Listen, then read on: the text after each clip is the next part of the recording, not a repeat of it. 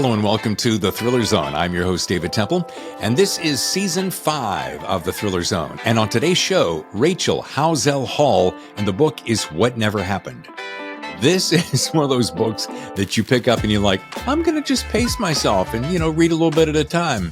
And before you know it, you're digging deep. So without any further ado, let's meet Rachel right here on The Thriller Zone. So let's just jump out of the gate with a great big welcome to The Thriller Zone. Thank you. I'm proud to be here. I'm thrilled. I'm thrilled. Oh, I see what you did there. Every once in a while, somebody will be scheduled and I'll start talking about who's coming and they're like, oh, I can't wait. I don't know they actually do this gesture because it looks pretty stupid, but I'd say that's pretty common. Or this. Yeah. Mm-hmm.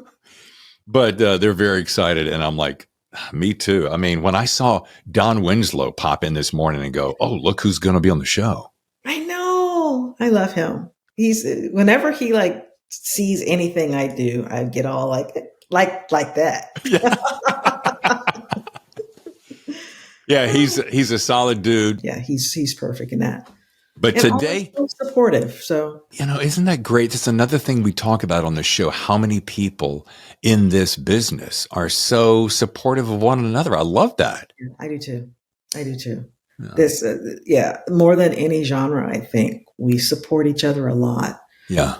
Can I just do a little? First of all, we're going to be talking about this beautiful book, What Never Happened. Yay. I ripped through this thing. I was doing some research on you, and I was looking for the best picture I could get to do some ads, right? So you sent me a really nice high resolution photograph. That's perfect. Yeah. It's strong. It's powerful. I'm in control, right? But my favorite to date, and I'm going to pull it up, is when you're in the car looking on your website, looking over your shoulder. I don't know what it is about that photograph. Every time I look at it, I'm like, what is she looking at?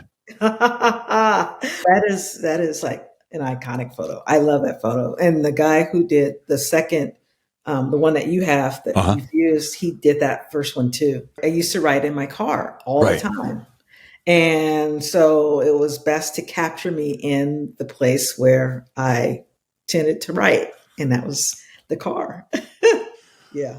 Well, I noticed, and if you look closely, folks, when you go to the website, there are notes and there's scribbles and highlights, and I'm like, does she write in the car? So yeah, you just answered that question. Oh yeah, especially being a working parent and a day jobber, I would use my lunchtime to go down to the car and write. And then if I'm taking my daughter to soccer or basketball or the thousands of things that a kid does, I'm in the car writing. So yeah, it was my mobile office. I love that. I don't think I've ever met anyone who sits in the car and writes, but it's a perfect environment, isn't it? And it's so LA, right? We live in our cars anyway, so might as well right there. It's quiet. It's self-contained. So yeah, it's a very nice controlled environment. I was reading recently, and we'll put a button on this one. I was reading recently talking about, this person, it was a podcast talking about the future of our world and how self-driving cars are going to be the next big thing, and that they'll merge like perhaps an Uber situation with self-driving cars. So I'm sitting there thinking about you. I'm like, oh, you can just dial up, have a car show up, you get in, and it drives you around town. You don't have to worry about it. You get. Although part of the process for me is the driving, is the actual doing, because it's weird when the pandemic came and I stopped going into my day job. When I was writing a book, when I think it was Toxic Things, I had a very hard time just starting to write. And I realized that my commute it served as that warm up, the mind roaming free. And so the moment I got back in a car, like to take my car to service or whatever, thoughts just came pouring in because it's so connected to my process driving. Oh, I love that. Yeah. It makes so much sense when I do long road trips because my brain is concentrated on one thing. I guess you're right. Yeah. It just takes this the creative part of your brain, and it just runs with reckless abandon. Yeah.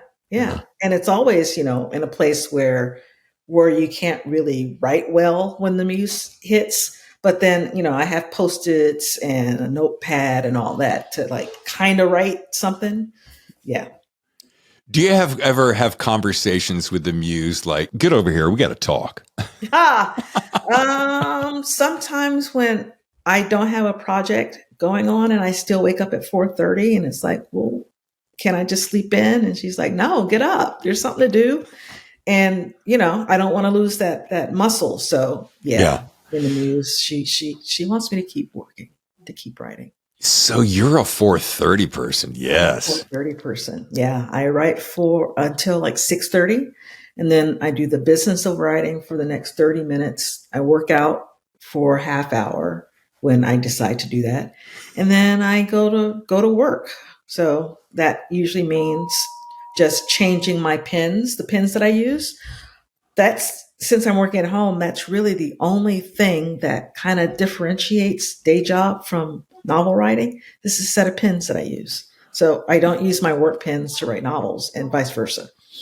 That's interesting. So you're not a keyboard writer.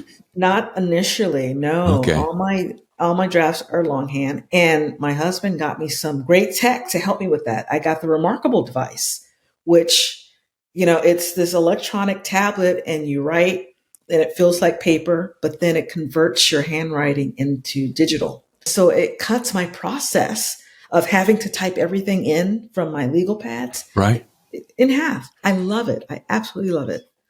Okay, I have to drill down one little extra inch because there's so much technology shared on this show, and I've seen an advertisement for this, but I haven't seen it in person, and I thought it was just, it's another way to. No. But, so however you're writing, it records it, and what if you want to erase a word? Yeah, it has a little digital eraser on the back of it, so it feels like a pen. Oh. And it's really incredible. And the word recognition, it's impressive. Yeah, I love that thing. Rachel, maybe for your handwriting, but not for mine. Oh my gosh. And after about 3 hours, it starts out so handsome, and then it becomes this. Looks like a doctor's signature. No, yeah. I was one of those kids who learned calligraphy. And so everybody in church, when there was a special event, they came to me to do the calligraphy, and my junior high school graduation program, I did it because of my penmanship. So yeah, I was that kid. You were that kid. All right. Yeah. Well, there is a gentleman on the scene that I respect, Lee Goldberg, and he put a blurb on this. Yeah, Rachel Hall has crafted her own genre of slow-boiling, powerfully emotional thrillers. Yeah. Talking about wanting to hit every single cylinder possible. And this is that book. Now, clarify one thing for me, because on the front here, it says July 11th, and I have a note that says it's available August 1st. Yeah, the date's changed. So it is available widely August 1st. Okay, gotcha. Yep. This book is, I'd love to do this, and I've just started doing this recently so that I don't give away anything, and I kind of cut to the chase, because I'd love to hear your elevator pitch blurb, like what is this book? And then I'll give you kind of my elevator pitch review, and we'll kind of go from there. Is that good? Yeah. No, my main character, Coco, Colette, she returns to Catalina Island, where her family purchased a home. And right before they moved in, there was a home invasion instance, and her family was murdered. And so she returns, works as an obituary writer for the island's only paper, and someone's killing old people. And she's writing the obituaries, but also trying to figure out, are they connected? And then are they connected to her family's murder 20 years before? All right, here you go. Here's my pitch. With characters as engaging as your best friend, a plot as thick and twisted as kudzu, Rachel manages to pull you in by the shirt collar and not let you go until the last pages. Oh, yeah. Being a Southern guy, I had to throw a little kudzu in there. Yes. So what I love about this, Rachel, is and it sounds weird to say this. Oh, I love the way she writes obituaries, because it sounds like it's an odd statement. But here's why I love it. Mm-hmm. You have such a lovely and a funny way of summing up a life's person. And I know you're doing this as a character in the book, but it also shows me your writing style in general. Right. Yeah. But it made me think, this is what I love about writers like yourself. It makes me think about things. So I step out of the book for a moment and I go, what would Rachel or Coco write about me? What would I hope that would be the last thing said about me? Yeah. And not to make it about me, but I thought that was so interesting to mirror something so poignant, because this person has such a responsibility to come down to the end of your life and sum up your life in a couple of paragraphs. Yeah. And for her, her family, they were murdered.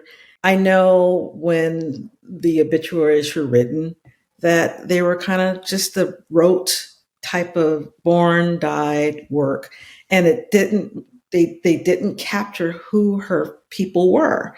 And so I wanted her to be someone who is a storyteller, someone who feels the agony of losing someone, who doesn't want their last things written about them to be this flat cut paste type job. And so when you tell stories, you get to meet people and listen to them and do some research. So this was perfect for her.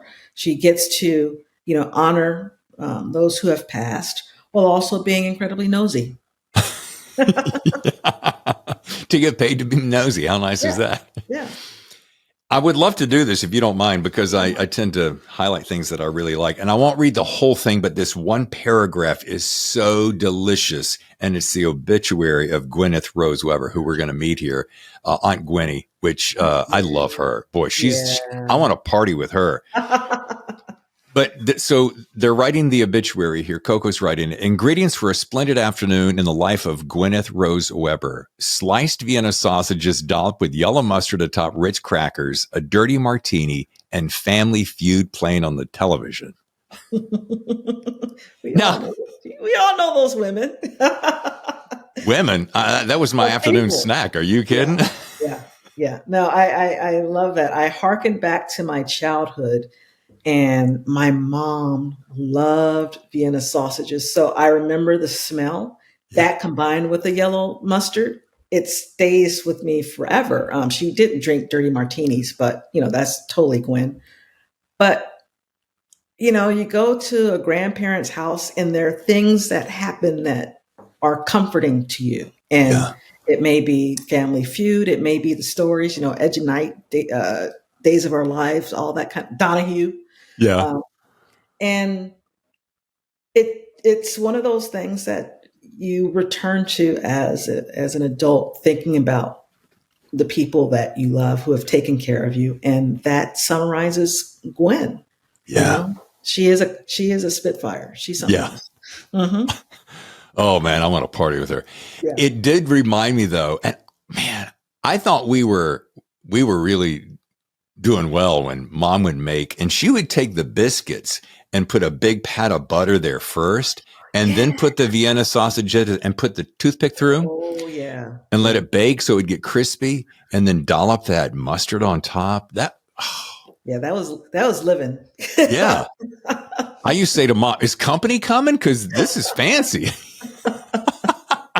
Oh yeah. No, I remember the biscuits. My mom did the Pillsbury. You pop the can, and that's the one. Yeah. I always wanted to be the one to hit it on the corner of the counter, right? It always scared me. Even now, I clench when I push the spoon against the seam. Yeah. It just seems like it could go out of control and poke me in the eye or something crazy. Yeah. Now, I know there's going to be some people listening going, why is he going down this path talking about biscuits? But it's little things like this that trigger. I mean, Rachel, this was 40 years ago. I'm remembering this. So something I read here just whisks me back 40 years. And I took a moment to just relive the joy, the simplicity of that. So thank you. I'm glad it's poignant for you, because for me, I always like including details that may not be incredibly important, but they fill out who this person is, what their fears are, what comforts them. And Vienna sausages for, in that pot of water is one of those things that make me think about my mom warmly. Yeah. Well, the end sentence to that, as we're talking about Gwen, on Sunday, March 15th, Gwen joined her favorite game show host, Richard Dawson, at the studio in the sky. By now, I'm sure he's kissed her cheek, called her darling, and she's glowing like she's just won a new car. People who are very young they don't know who Richard Dawson is, but for those of us who do, it's kind of weird and creepy now, but women were very happy to get a kiss from Richard Dawson on their cheek. And it was a weird moment in time. It's like, Isn't that joke is wild? Yeah, that wouldn't go over so well now. Maybe No. You don't see Steve Harvey walking around with a pinky ring and kissing gals on the. No, it's a different vibe right now. Yeah, but once again, it's one of those returning to some of the good parts of growing up, and that you associate with family. Yeah. I want to go backwards just one quick inch, because there is a book on your website. I don't know what it is. There's no rhyme or reason why the cover of this book grabs me. We Lie Here. And I want to say, maybe it's because it's one of my favorite cars back in the Camaro. Yeah.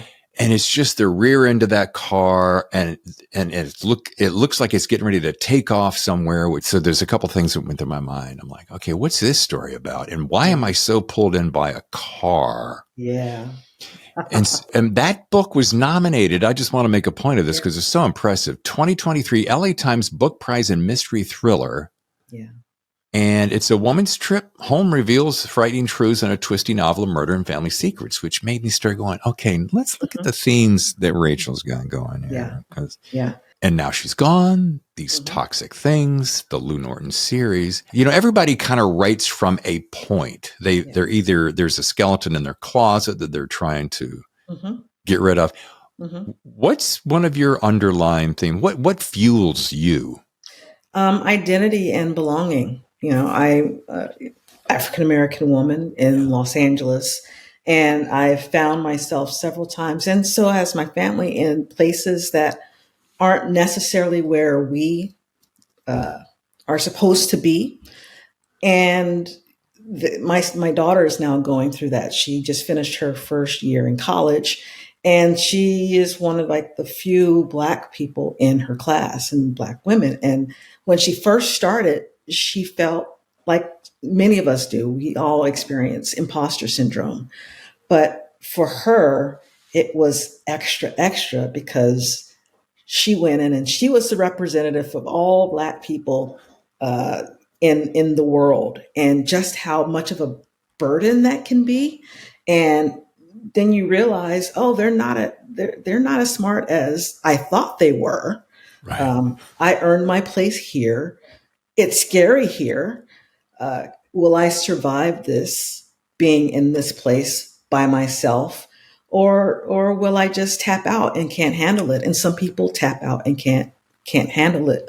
There are kids who have gone to where Maya's going, and they go to HBCUs, historically Black colleges and universities, because they didn't want to spend 4 years being alone in that way. And so all my books tend to deal with that because it doesn't stop. Jobs, conferences, you find yourself the only and questioning who you are, how you got there. Will it be okay? So that tends to be the theme through most of my books, is identity. Well, I love that, and I admire that, and I respect it. And reading this book allowed me to look through the eyes of a person that I would love to get to know more. This Coco character is just, I love her strength and her vitality and her bravery. Yeah. There's one part that I absolutely love, which captures it to me. It's kind of an aside.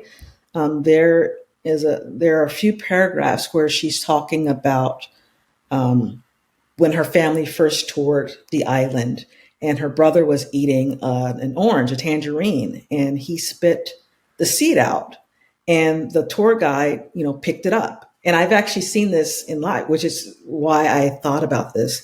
And her explanation is orange trees don't grow on this island.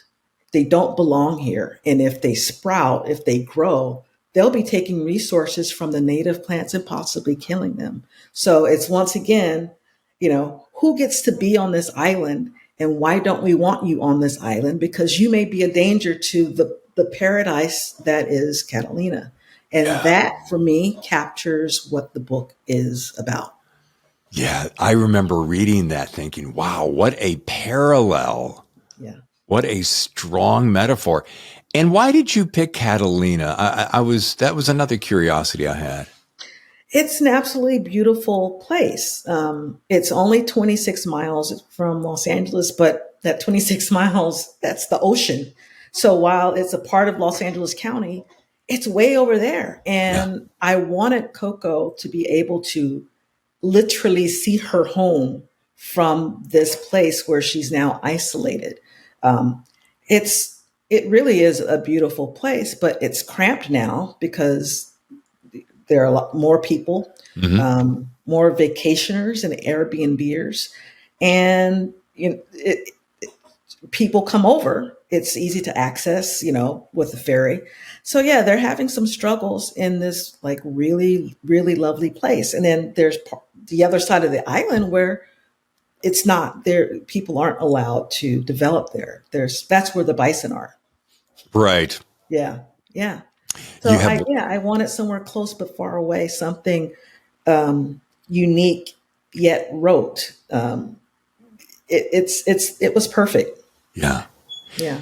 There was a moment near the end of the book, and Coco is running away from someone, and she's in the dark, and there is the sound of these animals, and I'm imagining hoofbeats and heavy breathing from the bison, and I was trying to imagine myself being in a strange place and not being able to see my footing, perhaps, and it's dark, and you hear these beasts, and you have no idea how many they are, how big they are, how close they are. And it sends a shiver down your spine. It was a great scene. Thank you, especially for a city girl. I mean, I remember I grew up in apartments, and I remember when we moved into our house 23 years ago, and just being freaked out that first week because I never grew up hearing the water heater. I never grew up hearing, cats so close or weird birds chirping. It was too much for me. And so for me to, drop me in the middle of the forest, I am going to freak the hell out. And so I wanted that for Coco. Yeah, anybody would freak out with, being in the dark with bison. But imagine someone who doesn't even like hike. It's a lot. It's a lot. Yeah. Yeah, I'm scared enough of the dark.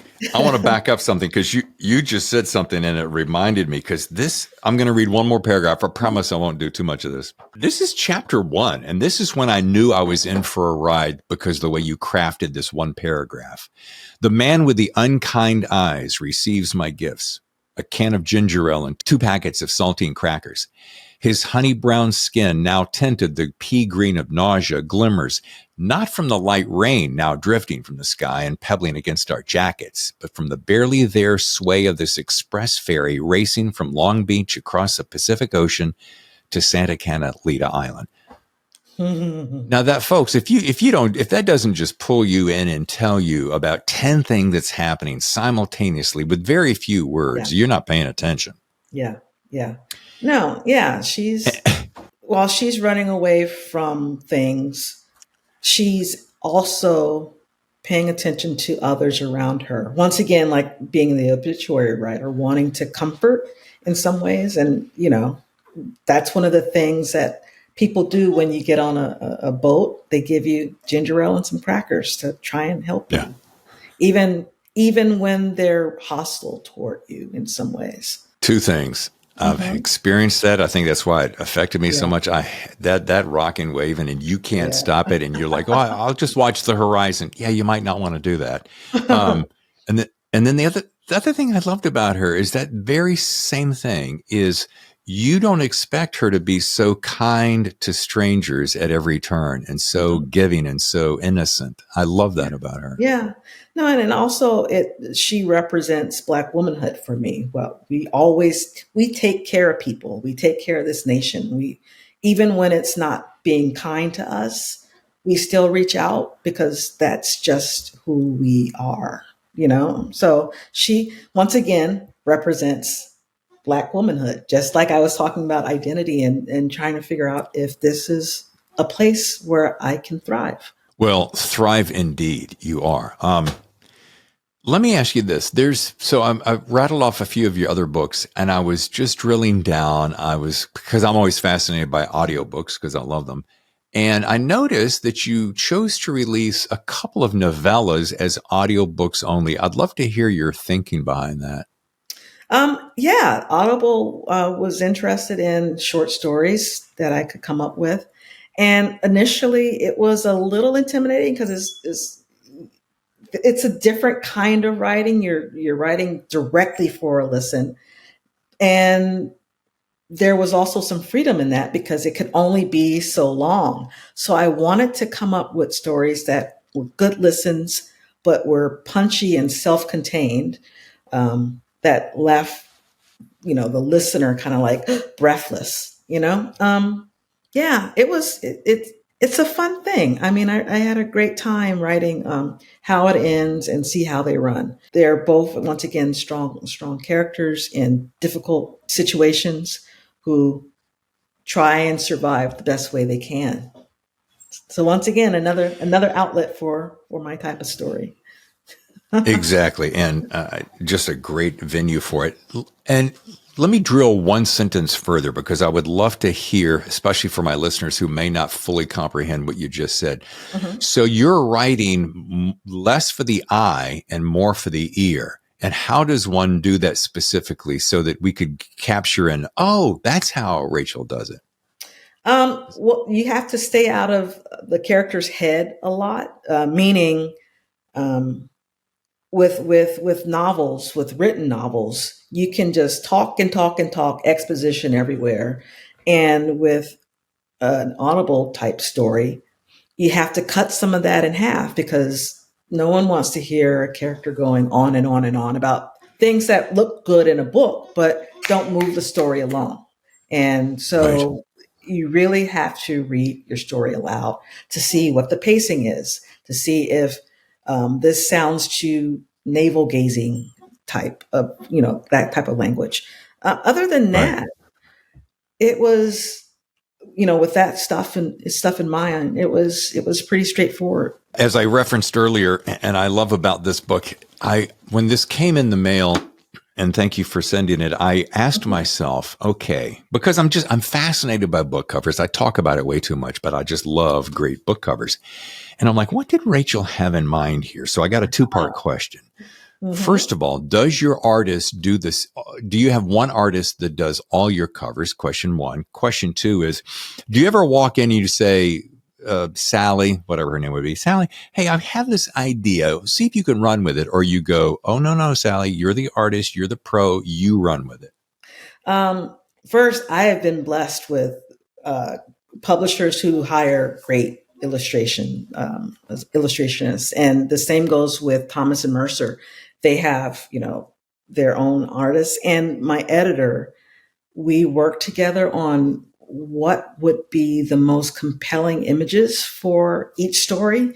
The cover of What Never Happened, these flowers are deadly nightshade, and it's a form of deadly nightshade that only grows on Catalina Island.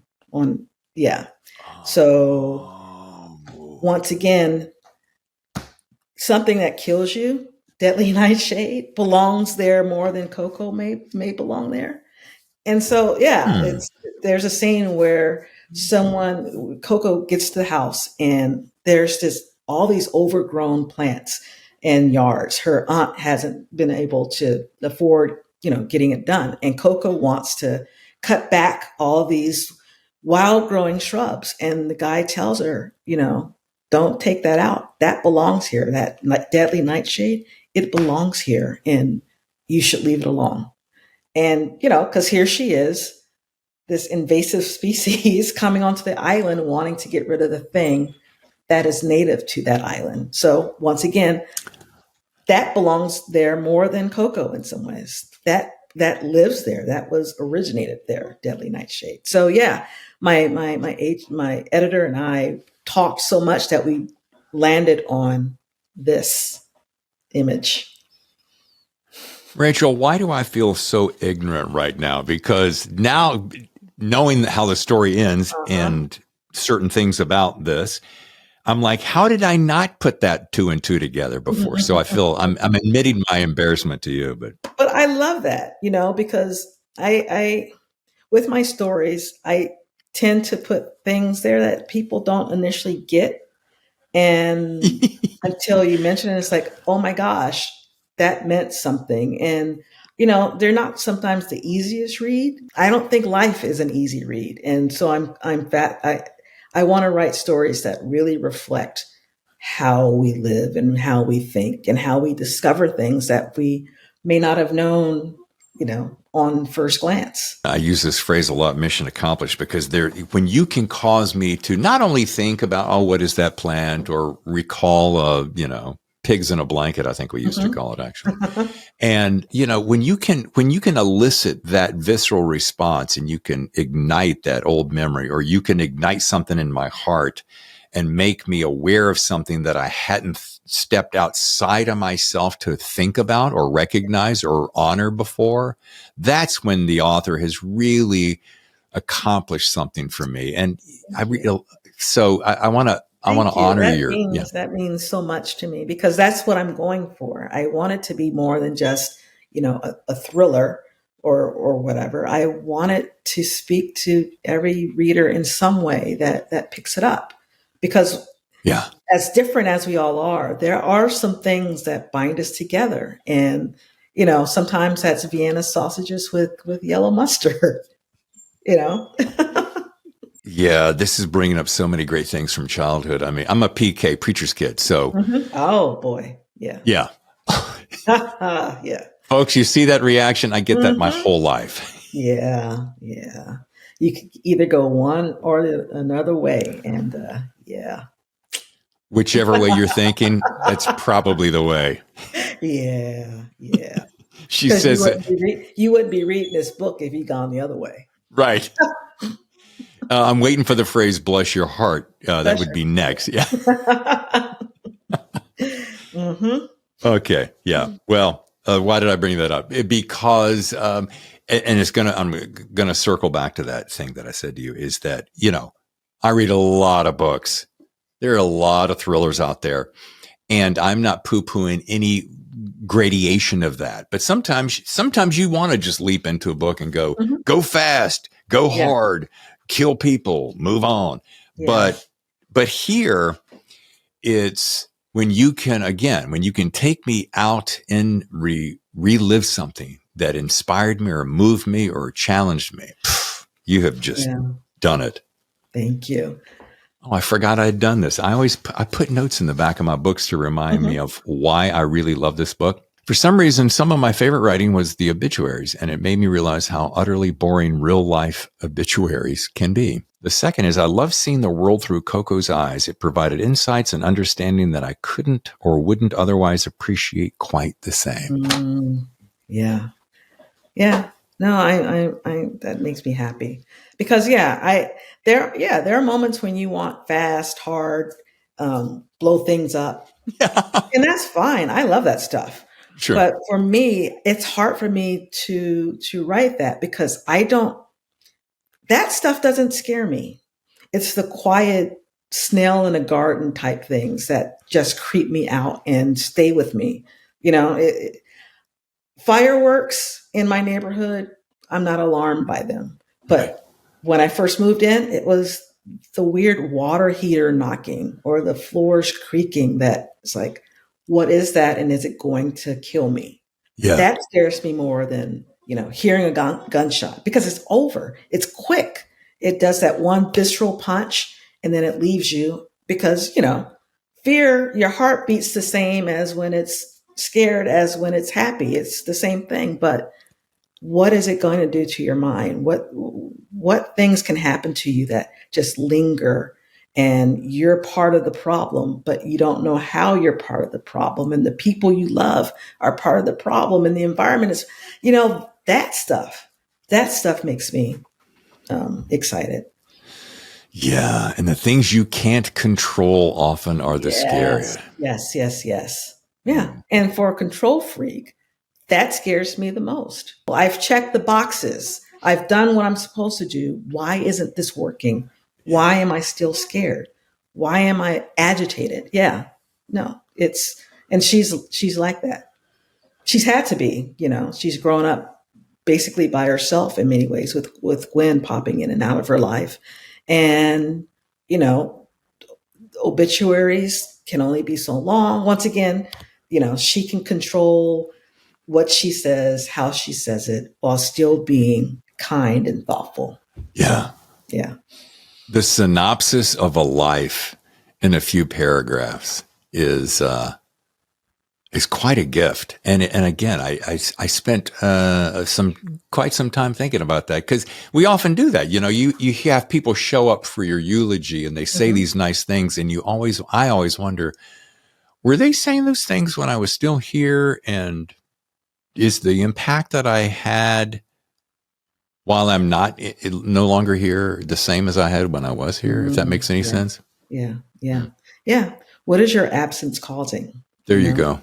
How are people moving on without you, but with you still? And so, yeah, she wants to do more than, you've heard this. She lit up a room when she came in. No one was a stranger. She'd give you the shirt off your back. It's such a trope and cliche right now. It is meaningless. Yeah. But saying she always saved the last soda for me because, she wanted to drink with me. Something that is truly, truly about that person. That makes them remarkable. Even the worst person has something remarkable about them. And isn't it funny when you read or hear a cliche, how your brain will check out? Yet when you say the same, if you want to get across the same point in yet a more poignant way, like you just said, she always saved the last soda for me, you perk up because you hadn't heard it that way before, and it impacts you differently. Yep. And while the quick, easy thing would be to say she lit up a room, I don't want to do that. Not with my books. I want to say, she baked cookies on the third day of every month because that's when I stopped dieting, or something that is uniquely who that person is. That's what makes me happy. Well, and that's how I want to be remembered, Yes. Not necessarily she got up at 4:30 every morning to write, but I don't know. She enjoyed playing Diablo 4 with her husband on the couch every night. Something that people wouldn't know if someone didn't tell them. Yeah. Yeah. I like that. All right. As we wrap, I always ask my guests their best piece of writing advice. And I know you've got a doozy, so I'm going to let you take a second and think about it. But everybody, it can be for first time listeners, first time writers, people who are really trying to hone their craft, but they're always looking to leaders like yourself. They go, oh, what piece of writing advice can Rachel Hall leave with me that I can be a better writer? Well, and it's part of what we're talking about with obituaries. Pay attention to people, not necessarily how they look, not things that are Googleable about them, but those qualities that make them special and who they are. Because we read books primarily for the characters and how the characters are going to react through all these things you're putting through them. But how I react is different from how you react. So tell me what those differences are. Pay attention to body cues and how they eat, how they nibble or gulp. My husband, at dinner, he's a gobbler and he burps within the first minute of every meal. And that's who he is. That's something no one else would know, but now you do because I shared that with you, and it's an endearing thing. It wouldn't be dinner if David didn't do that, So I would plead with new writers, especially, make your people special. We don't want folks who could be in any novel. Make them truly unique and give them meaningful things to do and to fear. That is one of my favorite things I've heard yet, because you're finding a signature that is only theirs. Yeah. Well, thank you. Yeah, that's good. Well, folks, if you'd like to learn more, go to rachelhowzell.com. Love the cover photo again. You're going to see that and you're going to go, what is she up to? And you can also follow her on Twitter, as I do, at Rachel Howzell. This has been absolutely delightful. Thank you for carving out time. Well, thank you for inviting me. This is a great conversation. I'm even more excited to share the book now. Yes. And I had hoped to be able to sit down face to face, but because of scheduling conflicts, we couldn't do it. But I'll tell you what, I'm going to try my darndest, because you're just up the road. You're like 90 minutes away. Yeah. So next time I'm going to plan earlier. And yes, and I can plan earlier. And we'll sit down face to face, because I think we'd have just even more of a hoot and a half. Yeah, I think so. Thank you again.